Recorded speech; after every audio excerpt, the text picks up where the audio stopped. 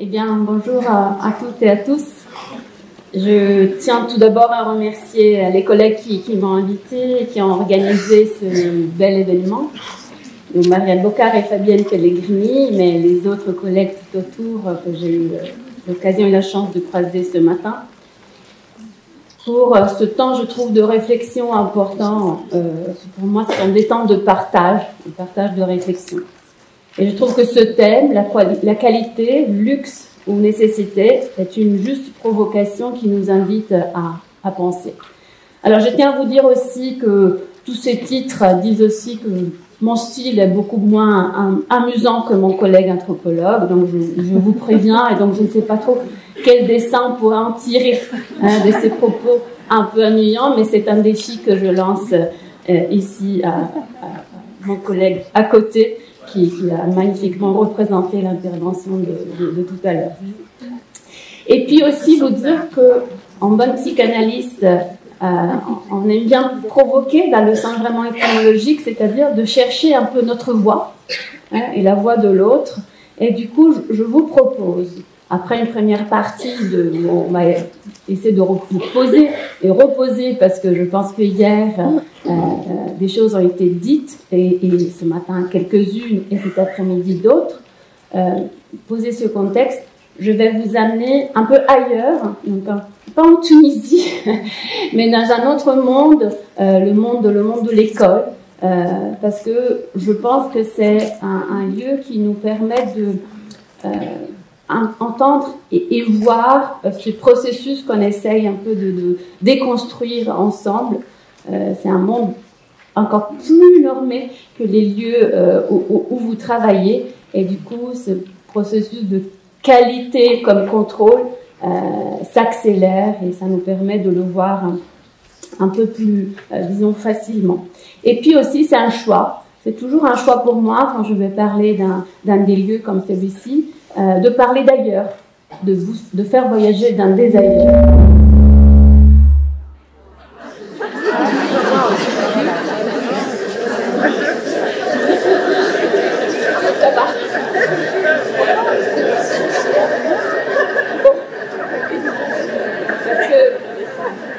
Ah oui, pour une fois, je peux poser une question.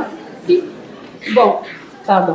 Donc, cette proposition d'aller ailleurs est aussi une façon pour moi de prendre une place un peu plus modeste, parce que je pense que vous connaissez très très bien votre métier, et du coup, c'est de réfléchir par ces partages d'expériences qu'on peut trouver du nouveau. Donc, cette première partie, donc, sur le contexte,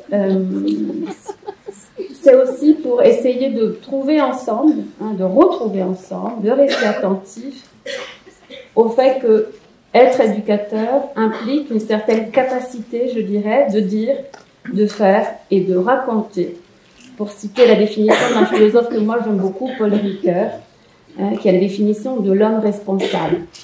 Le collègue tout à l'heure parlait de cette question de la responsabilité, et je pense qu'elle est centrale. Et donc dessiner ce contexte signifie aussi, je pense, pour nous, se situer dans des discours, se regarder autour, interroger le langage qui donne forme à nos pratiques, déconstruire ces mêmes discours, c'est sortir la tête du guidon. Nous sommes là aujourd'hui, et ce temps est précieux. Et prendre ce temps permet de se poser et opérer des choix. Prendre l'initiative de pouvoir raconter, dire et faire autrement, mais également décider de continuer sur la même voie. Si je ne m'attarderai pas trop sur la description de ce contexte sociopolitique, qu'on peut résumer par la question que le sociologue Michel Chauvière, que vous connaissez bien, pose: la relation à l'autre peut-elle devenir une procédure mesurable et évaluable? Je prendrai un peu plus de temps pour montrer comment les discours qui composent ce contexte modifient notre rapport au savoir au pluriel, en nous rendant dépendants des savoirs élus comme experts et en délégitimant les formes de savoir intimes et non seulement expérientielles de savoir-faire. Et donc, ça c'est ma première partie. Dans une deuxième partie, donc, je vais vous parler d'une rencontre. Donc, je disais vous faire voyager un peu ailleurs, parce que Évidemment, je ne suis pas là pour vous donner des recettes toutes faites, qui est la grande tentation de notre siècle en particulier, des antidotes contre cette tendance qui nous met à mal, qui nous fait souffrir, puisqu'elle nous fait sentir souvent inadéquats. J'ai choisi de vous parler d'une rencontre. La recherche est faite de rencontres. Je pense qu'on en a entendu beaucoup parler tout à l'heure, entre les lignes. Et vous parler de ma rencontre avec des enseignants référents des classes d'accueil des enfants en situation de migration forcée, donc ce qu'on appelle les enfants primo-arrivants en France, et donc allophones, et qui ont traversé les péripéties désormais tristement connues des parcours migratoires. Ces enseignants m'ont appris une chose très banale qui fait partie de notre quotidien dans nos métiers. Le fait que pour qu'un lien soit possible, cela dépend de quelque chose qui s'engage et nous engage dans la relation à l'autre. Et donc, je me déplacerai un petit peu de ce partage de tout à l'heure sur la question du contre-transfert pour vous parler de quelque chose de nous, qu'il faut que ça s'engage pour que on puisse rencontrer l'enfant qui est notre cause, qui fait qu'on est là si nombreux aujourd'hui. Et si je vais vous dire quelque chose de ce travail de ces enseignants, ce n'est pas du tout avec l'intention de vous peindre le joli tableau du bon enseignant, du bon éducateur, en contraposition avec un autre modèle, ou de vous montrer un modèle de bonne pratique, avec beaucoup de guillemets. C'est une autre expression de notre nouvelle langue managériale. Mais l'idée de partager avec vous un point d'horizon, une ligne qui ouvre un possible. Ces enseignants rencontrent énormément de difficultés dans l'exercice de leur mission. Et les moyens, je ne vous en parle même pas. Les moyens vraiment inexistants. Mais la particularité de leur situation en France, c'est-à-dire le fait que ces unités, comme on les appelle en France, même s'ils font partie intégrante du dispositif de l'école inclusive, sont le plus souvent bricolées, moins normées et soumises à des protocoles. Et peut-être cet aspect offre un plus grand espace de liberté aux enseignants pour inventer leurs pratiques. À cause de la spécificité de la langue de ces élèves, souvent les enseignants n'ont pas d'autres relais ni d'autres dispositifs à qui renvoyer ces élèves quand c'est trop difficile. Donc, ils n'ont pas d'autre choix que de créer et inventer comment faire presque quotidiennement. Une autre spécificité sûrement française est aussi que le plus souvent, ces enseignants qui choisissent de prendre en charge ces classes le font après des années dans l'enseignement dit ordinaire ou après des expériences de vie, de voyage ou autres expériences particulières de vie. Donc, il se peut que ces différents ingrédients et d'autres éléments dont je vous parlerai les autorisent quelque part, plus que d'autres, à prendre appui sur leur savoir intime et le plus souvent leur savoir insu. Je m'excuse aussi parce que c'est vrai que vous n'avez pas de diapo. Et ça, c'est vrai, c'est encore un choix antipathique. C'est que, effectivement, nous sommes là pour parler de la qualité du lien. Et je vous parlerai de la voix. Et donc, voilà, on va se servir que de cette voix et j'espère d'entendre la vôtre ensuite.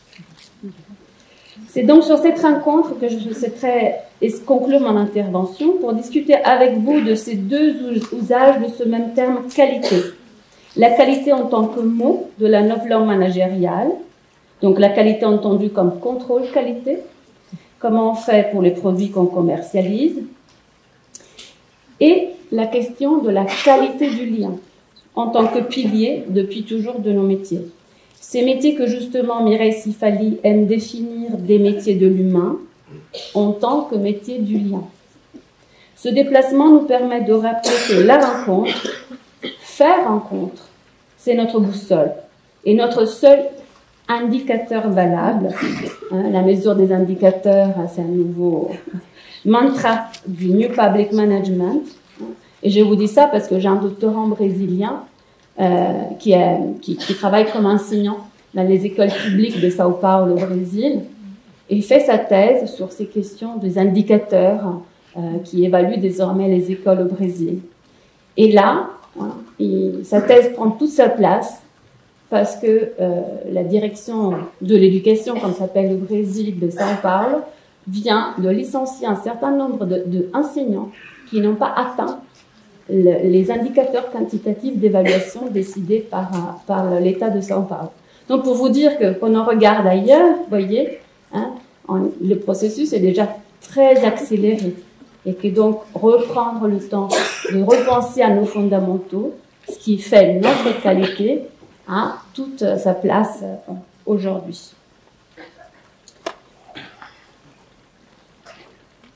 Donc, dans l'idée de cette petite conférence qui va dans le centre de ce forum, remettre au centre non pas des connaissances, ni des méthodes, certes nécessaires, mais la rencontre entre des sujets faits d'enjeux transférentiels ou contre-transférentiels, qui justement se bâtissent sur un savoir insu et non pas sur des connaissances cumulables sur l'autre. J'insiste beaucoup sur cette question de savoir insu, parce que nous devenons de plus en plus dépendants de connaissances. Donc, je reviens dans l'ordre de mon intervention à la question de la qualité telle qu'elle se dit aujourd'hui. Si nous sommes là, c'est parce que je pense que nous considérons que dans certains usages, mes usages, il s'agit d'un terme faussement bienveillant, mon collègue le disait tout à l'heure, qui couvre des pratiques d'évaluation et mesures quantitatives ou faussement qualitatives au service d'un idéal de rentabilité, de performance et de productivité. Il est toujours important d'être vigilant sous l'évolution du langage, impulsé par les politiques éducatives, parce qu'il est précurseur, il annonce les transformations à venir. C'est comme ça, par exemple, que déjà il y a un certain nombre d'années, presque 20, je m'interrogeais sur la diffusion du terme gestion dans le langage professionnel éducatif ordinaire, notamment dans le champ scolaire. Et était apparu à ce moment-là, avant de se banaliser, des expressions telles « gérer un groupe classe »,« gérer des enfants »,« gérer ». Ce terme qui venait du champ de management, vous savez comme moi ô combien de formations au coaching existent désormais sous la gestion d'équipe, certes nécessaire, je ne suis pas là pour discuter de la nécessité ou pas, mais j'observais, moi, étonnée, peut-être parce que, en bonne psychanalyste, comment ce terme se diffusait dans le langage éducatif. Et il est désormais banal de dire qu'on gère des enfants, plus personne ne s'en étonne. Et je suis sûre que vous allez me dire, oh, on peut dire ça, mais après on fait autrement. Peut-être. Parce qu'en réalité, un mot peut représenter l'entièreté de l'imaginaire social. Et je pense que travailler sous la question de la qualité passe tout d'abord par un travail de langue et langage. Il faut choisir avec soin les mots de notre quotidien professionnel. Parce qu'ils forgent notre imaginaire. Ils représentent notre façon de penser ce que nous faisons, de penser l'enfant aussi. Ce que je disais tout à l'heure, quels mots on utilise quand on parle aux parents. Et par conséquent, en forgeant notre façon de penser, de faire, ils ont aussi des conséquences sur notre pouvoir ou pas d'agir ou de dire. Cette dimension de gestion de l'éducation reflète l'illusion que soutient notre époque d'un paradigme éducatif performant que je résumerai par cette formule. Si nous avons les connaissances techniques et scientifiques adaptées pour chaque cas ou situation éducative, alors nous pouvons agir. Et donc, vous pouvez lire le contraire. Si nous possédons toutes les connaissances liées à la situation que je dois traiter et les méthodes qu'il faut appliquer qui découlent des savoirs qui, à mon époque, sont élus comme experts, alors je vais pouvoir bien faire. Chaque époque pédagogique, je tiens à le dire, est bâtie d'un appareillage discursif, mythologique et scientifique. Et la nôtre époque est très marquée par ce que le psychiatre Michel Minard appelle le souci taxonomique, c'est-à-dire un besoin exacerbé de catégoriser et classifier à un besoin qui va en parallèle avec un besoin tout aussi exacerbé d'expertise, de connaissances, pouvant tout expliquer et rationaliser. Et Internet aide bien à nourrir cette puissance du besoin d'infos. Et tout ça est pris et rempli de très bonnes intentions, dans le sens qu'évidemment notre souci, quand on va chercher sur Internet comment il faut faire avec cet enfant, comment il faut faire avec l'enfant agité, comment il faut faire avec l'enfant autiste, c'est parce que notre souci c'est de bien faire, évidemment. Mais peut-être il y a d'autres façons aussi. Le mécanisme du paradigme éducatif performant que je vais vous décrire, vous pouvez l'appliquer à plusieurs situations. Moi, je vous fais un exemple. Il commence toujours par la création d'un terme qui sert dans un premier temps à rendre visible une situation, une difficulté. Je parlais récemment, ici, il y a 2 semaines encore, en Suisse, de décrochage scolaire. Eh bien, cette expression est un bon exemple.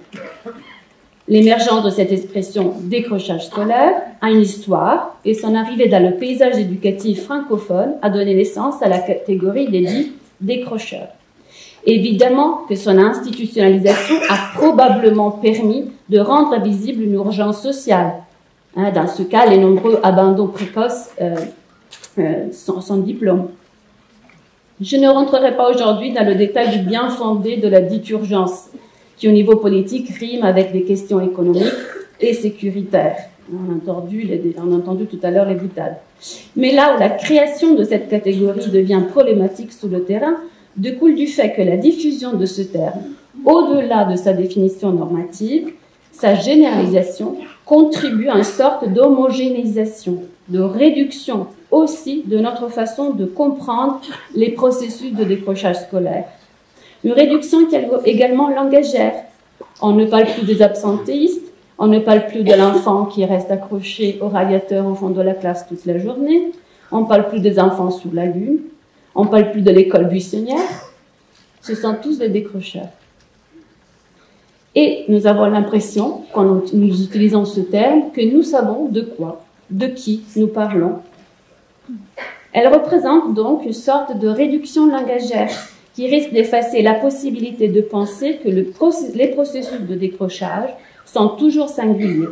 Et cette uniformisation est aussi alimentée par la réponse institutionnelle, c'est-à-dire la fabrique de dispositifs qui sont ensuite construits pour prendre en charge la dite catégorie avec une série de protocoles, de méthodes, qui risquent à leur tour de créer des réponses qui ne sont plus adaptées.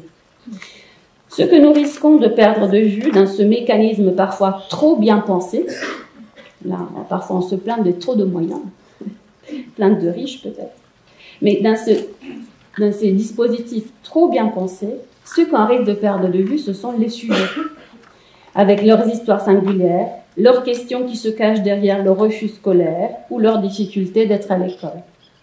J'ai fait ici un exemple, mais je pourrais en faire d'autres. Prenez par exemple la dénomination des mineurs non accompagnés, c'est-à-dire d'un jeune migrant qui a moins de 18 ans et n'est pas accompagné d'un adulte responsable de lui, pour reprendre la définition normative. Eh bien, c'est pareil.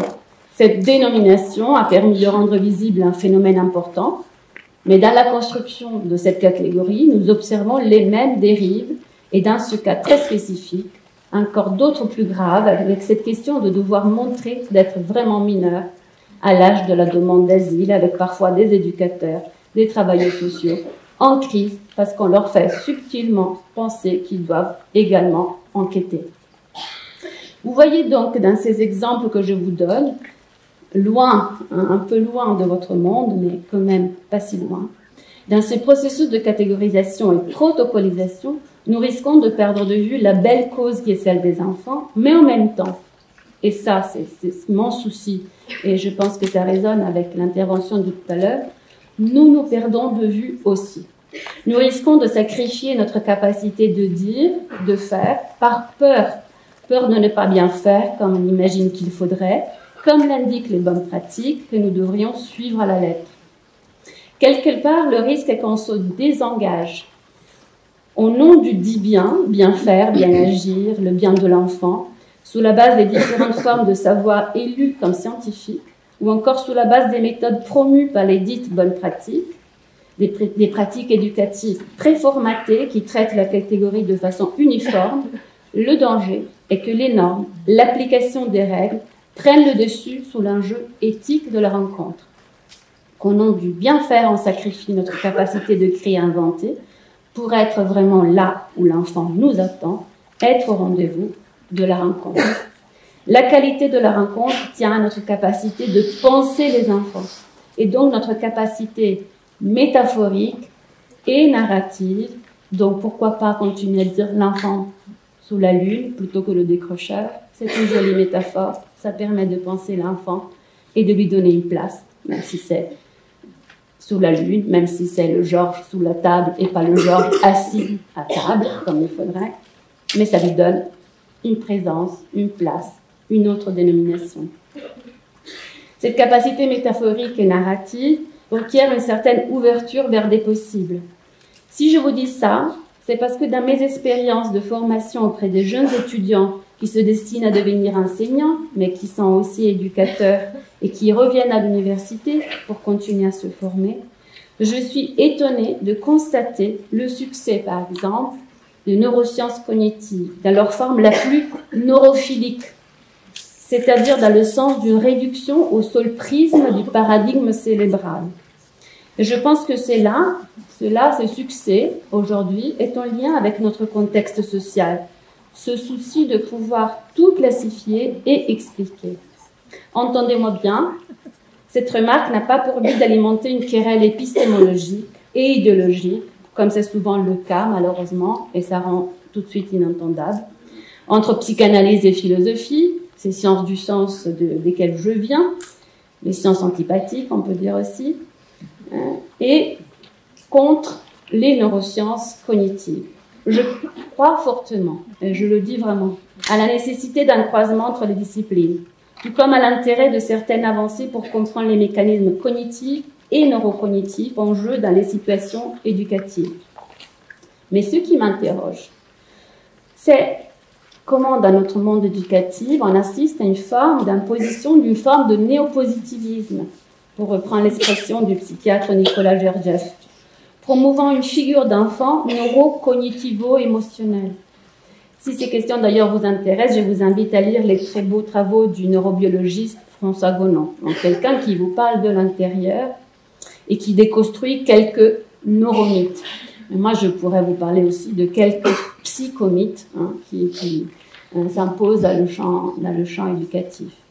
Je vous fais peut-être un tout petit exemple très personnel.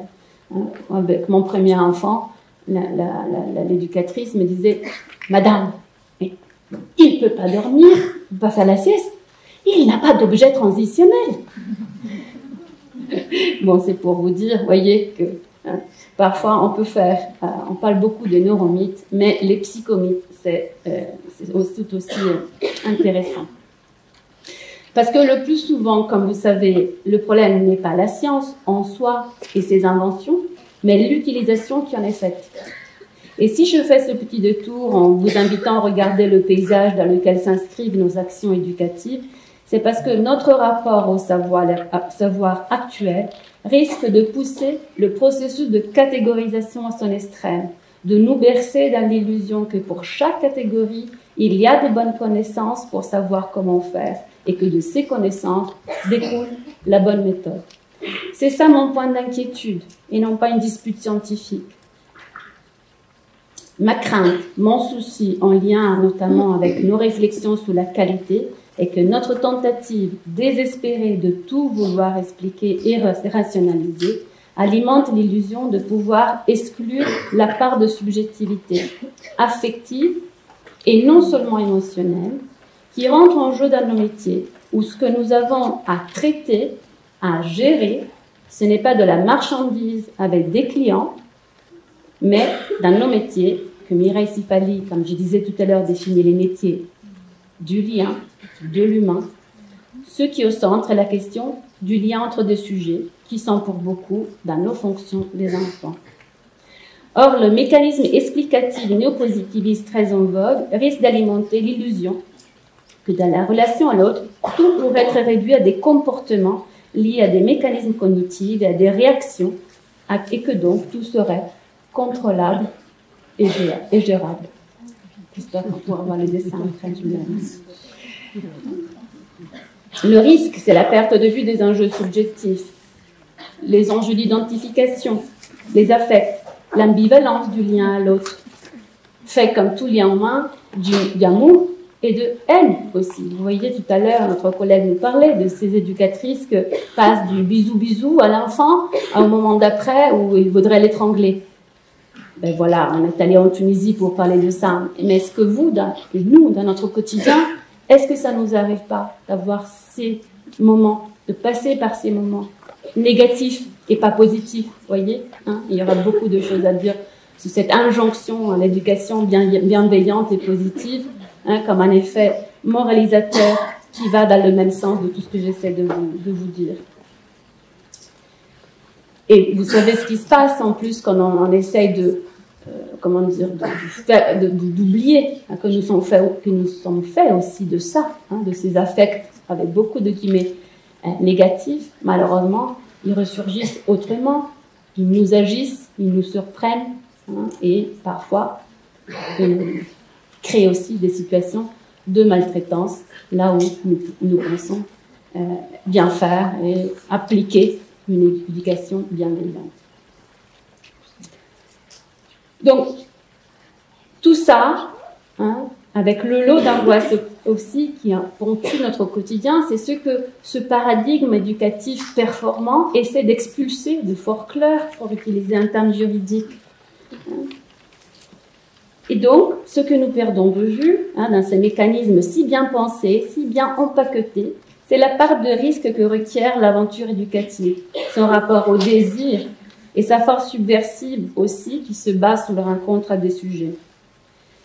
Le problème qui se pose quand nous cédons sur ce pilier de la relation éducative, c'est-à-dire sur le pilier du désir d'être là, avec, pour, contre l'enfant parfois aussi.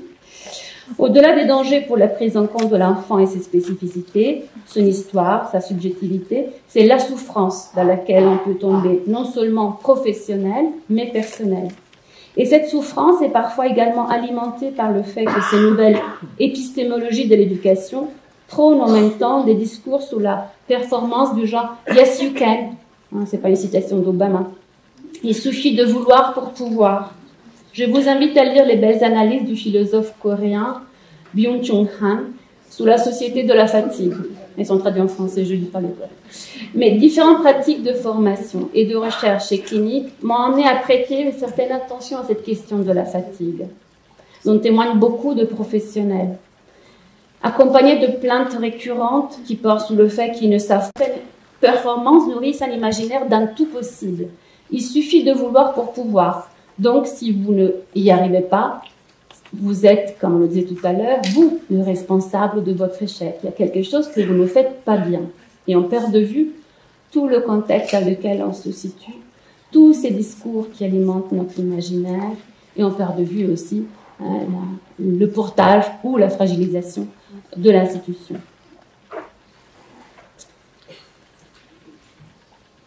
Cette fatigue morale nous met dans une sorte d'impuissance qui reflète, à mon avis, cette sensation de ne pas pouvoir et ne jamais savoir en savoir suffisamment assez pour bien faire. Donc, ce qui est mis hors jeu dans ces nouvelles formes de mal-être, c'est un terme important qui indique autre chose que le malaise dont parlait Freud. Je ne sais pas si on étudie toujours Freud, mais si vous l'étudiez, il parle de cette histoire, de ces questions de malaise. Le malaise, c'est quelque chose de constitutif de notre existence. C'est notre bataille sans fin entre notre désir et les enjeux d'une vie en collectivité qui vient en permanence le limiter, ce désir. Donc, je disais que ce qui est forclos dans cet imaginaire, dans ces mécanismes que je viens de vous décrire, c'est le travail de l'impossible, celui même que Freud avait déjà décrit comme constitutif de l'acte éducatif. La boutade de Freud, je ne sais pas si vous la connaissez, sous les 3 métiers impossibles, est très connue. Les 3 métiers qui sont éduquer, soigner et gouverner. Il a eu beaucoup de succès, justement à partir d'un malentendu. Parce que Freud semble cautionner que nous ne pouvons pas, c'est pas possible. Le terme impossible est donc lu comme le contraire de possible. Et donc on retombe dans cette idée d'impuissance, de ne pas pouvoir agir. Or, c'est exactement le contraire que Freud veut dire, avec cet avertissement sur la particularité de nos métiers, qui est d'être toujours à la limite de l'impossible. Entendre comme le fait qu'il faut toujours chercher, et chercher à nouveau, recommencer sans fin, écrit Mireille Sifali, et inventer à nouveau comment accompagner l'enfant dans cette aventure qui est l'entrée dans le monde social, représentée en première instance par le travail que vous faites. Entrer dans la culture, pour utiliser le terme de Freud, qui est un peu différent de ce que l'anthropologie entend par culture.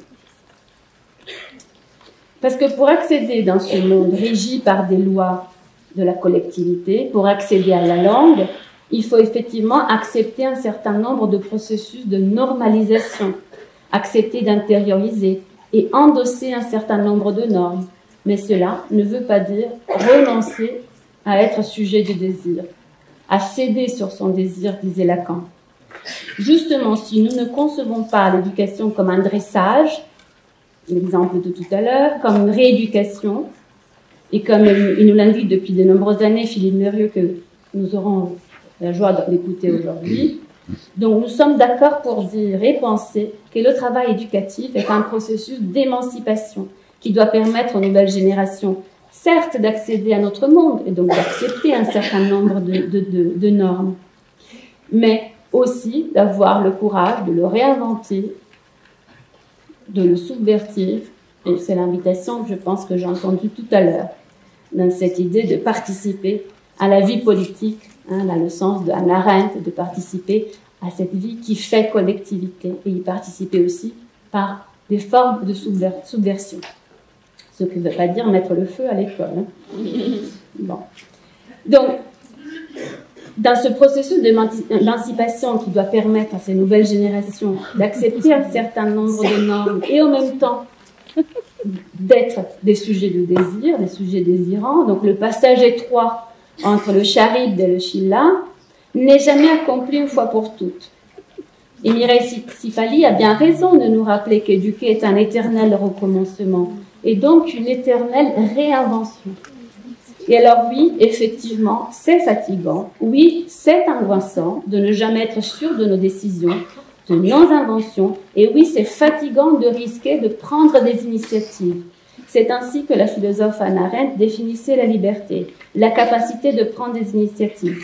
Mais voilà, ça, ce n'est pas de la fatigue morale, ça c'est de la fatigue de l'effort. La fatigue morale, c'est celle qui nous déprime, qui nous désengage.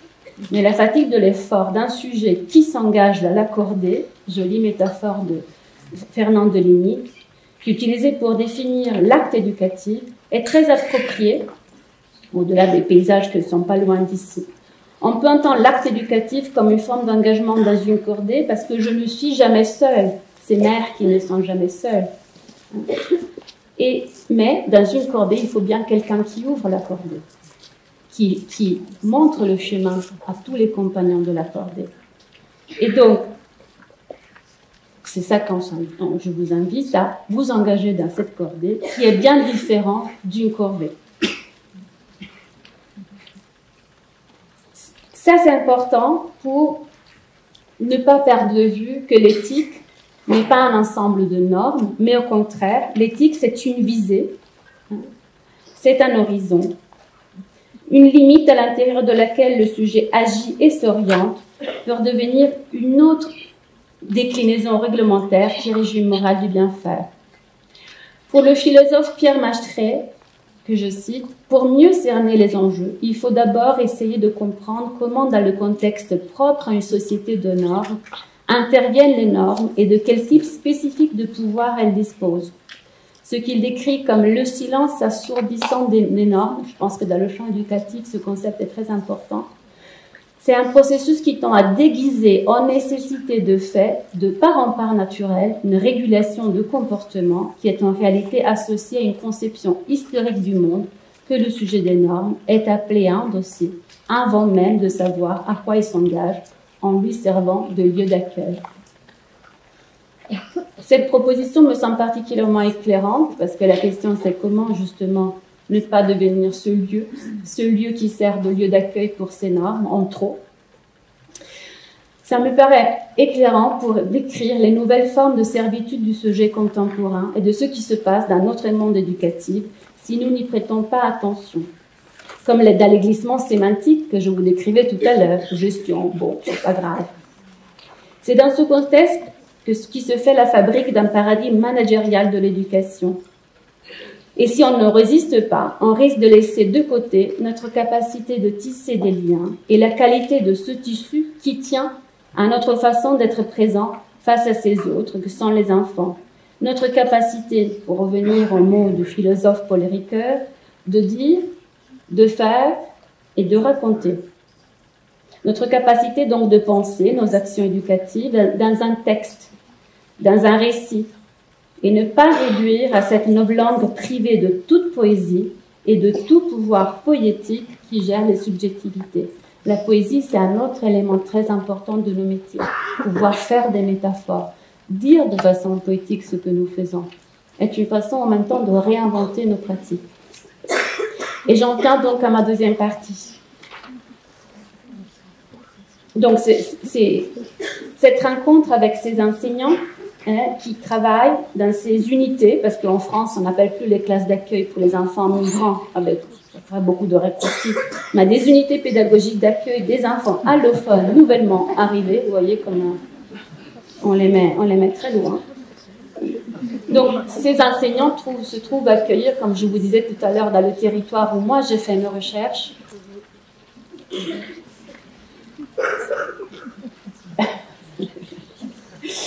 Merci.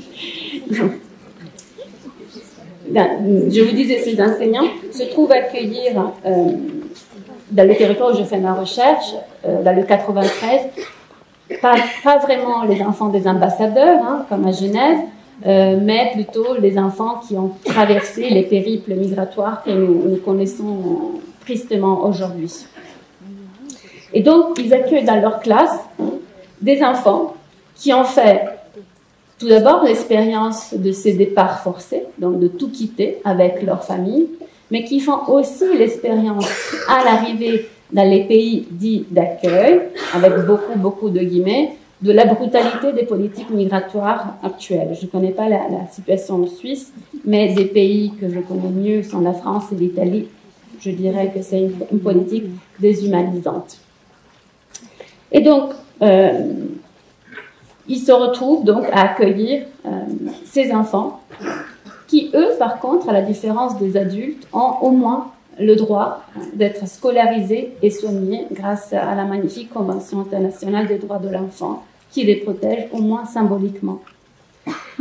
Et c'est peut-être cette situation très particulière qui m'a saisie dans la rencontre de ces enseignants. Les enseignants qui décident de devenir référents de ces dispositifs d'inclusion scolaire accueillent tout ça, ces questions géopolitiques, cette brutalité politique, accueillent tout ça dans une même classe avec des élèves qui parlent X langues autres, différentes en même temps. Certains élèves au sein du même groupe qui n'ont jamais été à l'école, avec des niveaux de scolarisation très disparates et donc de compétences scolaires très disparates, et ne connaissent rien à la France, rien à l'école française, rien du système symbolique qui tient notre société. Et en plus, ces élèves souvent vivent dans des conditions sociales d'une précarité extrême, dans des campements, dans des centres d'accueil qui sont à 1 heure, 12 heures de l'école, et certains à la rue. Donc ils arrivent à l'école avec une valise. Ces enseignants donc ont affaire à cet ensemble disparate dans un même dispositif. C'est pour ça que je fais cet exemple extrême. C'est-à-dire que là, pour le coup, la catégorisation fonctionne jusqu'à un certain point. C'est-à-dire qu'ils sont allophones, c'est ça qui les tient ensemble dans cette même classe.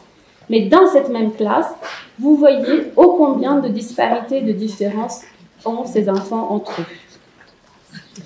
Et si l'objectif de ces classes consiste à permettre aux élèves d'acquérir un niveau de connaissance de savoirs fondamentaux et de français langue seconde, leur permettant d'intégrer le plus rapidement possible les classes dites ordinaires.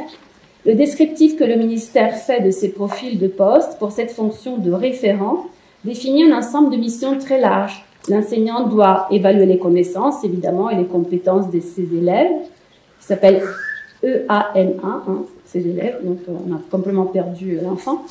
Formaliser le premier parcours de scolarisation des élèves et ainsi concourir à la mise en œuvre, évidemment, des objectifs en matière de scolarisation et de l'apprentissage du français. Mais il doit également, l'enseignant, travailler au sein de l'établissement pour l'articulation des temps entre le dispositif et la classe ordinaire, mais également en tant que personne ressource au sein de l'école. Il doit pouvoir concilier les équipes, proposer et élaborer des outils, mais il doit également assurer le lien avec la famille et toutes les institutions partenaires autour de la famille, et participer au groupe départemental de travail et au groupe de travail académique. Donc, je vous lis ça parce que dans ce petit extrait, on peut constater qu'au niveau des attentes institutionnelles, la liste est ambitieuse et l'enseignant référent doit savoir et pouvoir couvrir plusieurs espaces institutionnels au sein de l'école et à l'extérieur de l'école. Mais si au niveau du profil, de façon un peu bienveillante, le ministère reconnaît ces multiples fonctions que l'enseignant doit faire, ensuite, les compétences attendues de l'enseignant sont simplement réduites à la question didactique du français langue étrangère et évidemment de didactique des autres apprentissages. La situation sociale de ces familles, les expériences d'exil jalonnées de deuil et de traumatisme de ces enfants confrontent ces enseignants à des situations exceptionnelles. Mais ce qui est concrètement attendu par l'institution scolaire est la mise à niveau de français et des apprentissages permettant l'inclusion de l'enfant dans une scolarité ordinaire et l'organisation fonctionnelle des modalités d'inclusion. Donc, ce qui n'est pas pris en compte par l'école, qui parfois devient une machine à performance, c'est pour ça que je vous amène à l'école, parce que je pense qu'on est déjà dans un autre monde par rapport au monde que vous fréquentez. Ce qui n'est pas pris en compte par l'école est que pour en arriver là, pour que l'enfant puisse transiter dans cette classe ordinaire, qu'il puisse parler français, qu'il puisse avoir les bonnes compétences de mathématiques, les bonnes connaissances d'histoire pour aller avec tous les autres petits élèves français, l'enseignant, il doit pouvoir accueillir tout ça que l'enfant, tout ce que l'enfant amène dans la classe. Donc, vous voyez que les questions qui se posent sont bien plus complexes que la capacité d'apprendre une langue. Et donc, ce qui m'avait étonné dans les entretiens que j'avais fait avec ces enseignants, j'ai fait beaucoup d'entretiens dans le dispositif d'inclusion scolaire. Et ce qui m'avait beaucoup étonné dans la rencontre avec ces enseignants, c'est que dans leur travail, évidemment, quand on les interroge sur ce qu'ils font, ce qui les préoccupe, ils parlent évidemment en premier lieu de la question de la langue, des compétences linguistiques des enfants, mais aussi de la gestion de toute cette machine administrative qu'ils ont à faire pour que les emplois du temps puissent correspondre, etc., etc. Mais ces aspects purement scolaires et de gestion sont rapidement mis en deuxième plan une fois que les référents racontent plus en profondeur leur quotidien. Ils témoignent alors de tous les difficultés à mettre en pratique ce qui est attendu par, disons, l'idéal inclusif, ou encore ce qui se représente de cette attente. Mais en même temps, quelque chose de l'idéal et au-delà de l'idéologie reste bien vivant chez eux. Et il me semble intéressant de vous donner quelques exemples pour vous montrer comment, pour tenir cet idéal, ils se nourrissent d'autres choses que les savoirs experts, que les savoirs et les bonnes pratiques attendues par l'institution. Je voudrais vous faire entendre comment ils prennent appui sur des expériences de vie, sur une façon de décider, d'être présent pour ces élèves. Pour que l'accueil de ces élèves soit effectif, ces référents doivent effectuer un vrai travail institutionnel de mise en lien. Il doit vraiment être à cheval de plusieurs classes. Il doit être en lien avec les partenaires. Il doit donner des billes aux collègues. Mais également, ce travail de lien doit se faire, pour le dire, doit surtout se faire pour s'assurer que ces élèves puissent avoir des conditions de vie décentes, qui les amènent à tisser parfois eux-mêmes des partenariats avec des associations pour répondre aux besoins vitaux ou encore parfois rédiger des courriers pour les parents à destination des administrations. Oui, oui, c'est bon.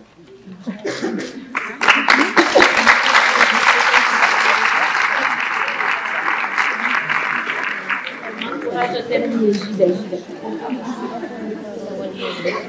Alors, les entretiens montraient, par exemple, et c'est dans ce travail partenarial, s'atteler, il n'y avait rien de prévu par l'école, mais ça tient simplement à l'engagement de ces enseignants, par exemple, parce qu'ils sont très engagés au niveau associatif, ou parce qu'ils cherchent, des solutions pour que ces enfants puissent manger, puissent s'habiller, puissent dormir quelque part. Donc, ça dépendait de quelque chose de très personnel. Et ce qui m'avait étonnée, parce que normalement, le monde de l'école est très normé, un enseignant ne sort pas de sa classe et ne sort pas de l'école, plus. C'est que ces enseignants, ils prenaient des initiatives de liberté, d'aller ailleurs, de chercher des solutions, et de se laisser déborder aussi par la rencontre avec ses élèves, comme autant de figures de l'altérité, comme si le fait d'occuper cette place particulière, un peu à la marge de l'institution, et avec cette particularité qui est de parler une autre langue, les autorisait à sortir de la leur, de leur langue professionnelle, de laisser de côté les normes d'une langue pour chercher un lieu de rencontre entre les langues. Ces enseignants se trouvent souvent à devoir accueillir sans être formés et sans avoir eux-mêmes des lieux d'écoute, dont on parlait tout à l'heure, ou pouvoir déposer tout ce qu'ils entendent. Ils se trouvaient être témoins des récits de ces familles, parce que souvent l'école est le premier et seul lieu où on ne leur demande pas les papiers, d'être en règle avec les papiers, et que l'école accueille leurs enfants. Et ils se trouvent accueillir des enfants dont les agissements, les difficultés et parfois les empêchements dans les apprentissages expriment leur vécu traumatique. Face à cette complexité, dans leur boîte à outils, les enseignants ont leurs nombreuses formations reçues sur la didactique, y compris parfois avec la présentation d'enjeux d'interculturalité, mais pas grand-chose sur tous ces aspects autres qui pourtant composent leur quotidien dans la classe. Mais je dirais que ma surprise est venue du fait que dans un moment de grande fatigue sociale, celle dont je vous parlais tout à l'heure, c'est leur capacité, et je le dirais avec des mots très simples, leur capacité de faire avec tout ça. C'est ça la question que vous avez posée tout à l'heure à mon collègue tout à l'heure. La condition institutionnelle, la condition politique est celle-ci. Comment faisons-nous? Eh bien alors, c'était un peu le choix que j'ai fait dans ma présentation, c'était de vous parler comment ces enseignants, à leur insu, répondent de quelque chose malgré ce contexte très dur.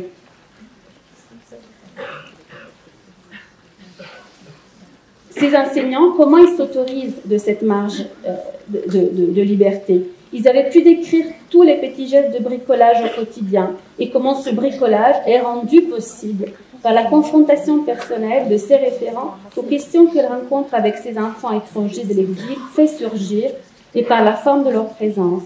Ils ont pu témoigner d'un point d'éthique incarné contre des modalités d'injonction de bien agir.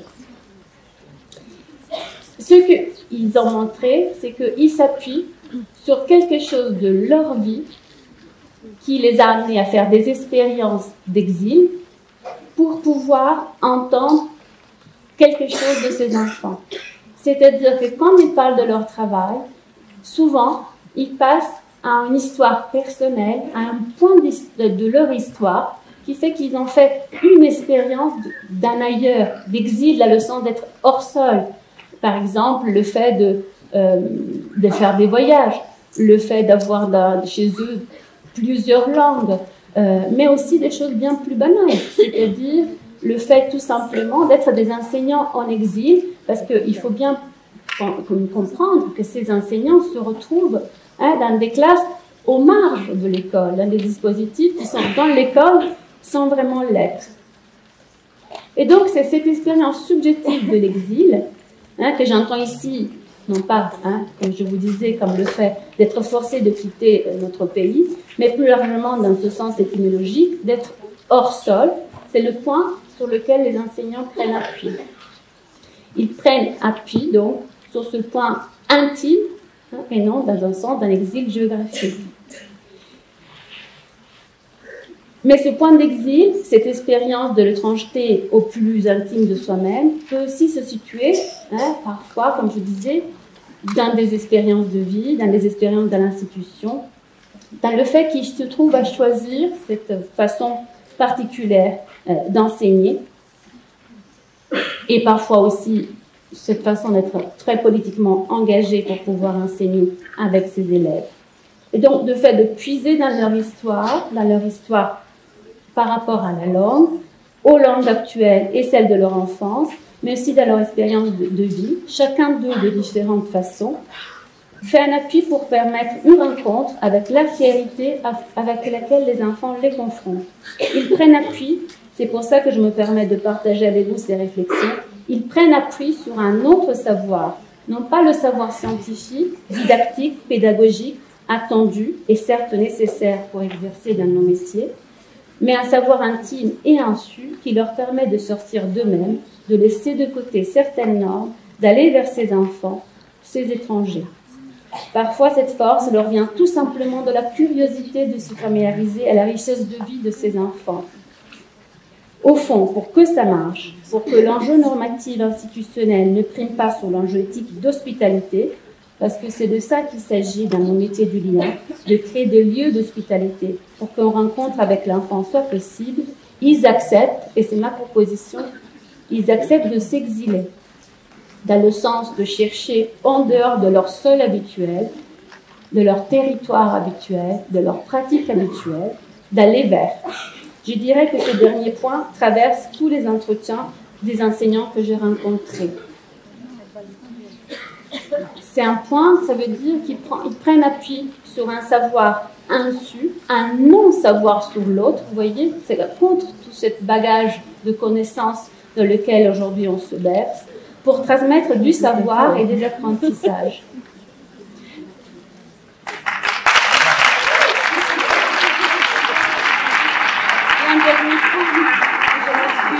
J'essaie de résumer, c'est pour ça que ma lecture est un peu fragmentée. Ils prennent appui en même temps sur une autre chose, d'où le choix de ne pas avoir de PowerPoint. Ils prennent appui tout d'abord sur leur voix, parce qu'ils ont en face d'eux des élèves qui ne comprennent pas un mot à ce qu'ils disent. Et donc, comment ça passe, cette transmission? Ça se passe par la voix, ça se passe par le corps. Et donc, la deuxième chose que je voulais vous proposer aujourd'hui, c'est que dans la qualité du lien, il y a aussi une qualité de rencontre de corps, entre des corps. Et donc, c'est un autre point important, je pense, pour réfléchir à nos métiers, c'est comment on s'engage avec notre voix dans cette voie de l'éducation et qu'est-ce qu'on accepte, combien on accepte de sortir de nos pratiques habituelles pour aller vers l'autre. Voilà, c'était ce que je voulais.